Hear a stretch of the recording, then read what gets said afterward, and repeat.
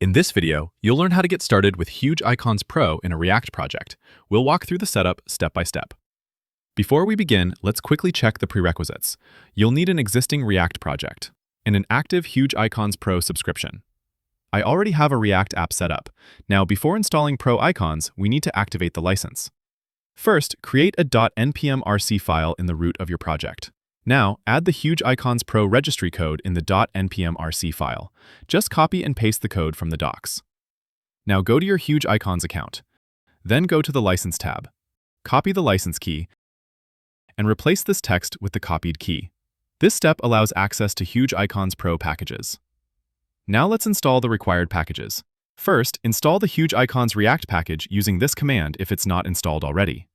npm install hugeicons/react. Next, install a Hugeicons Pro icon package.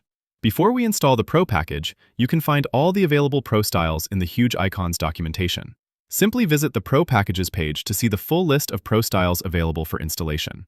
And we can see that all Pro icon packages names start with Hugeicons Pro/. So now, for example, we will install Stroke Sharp Pro style package using this command. npm install Hugeicons Pro/core stroke sharp. Once the packages are installed, you're ready to use an icon.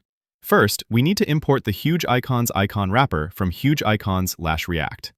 Next, we need to pass an icon to the icon prop of the Hugeicons icon component. For example, we will import a home icon. And now you can see the home icon is rendered on the screen. The Hugeicons icon component also allows you to control the icon's size, color, and stroke width.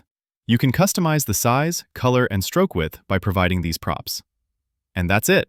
You're now ready to use Hugeicons Pro in your React application. When you're ready to go further, you can explore more Pro styles, view more React examples, and check out other Hugeicons integrations.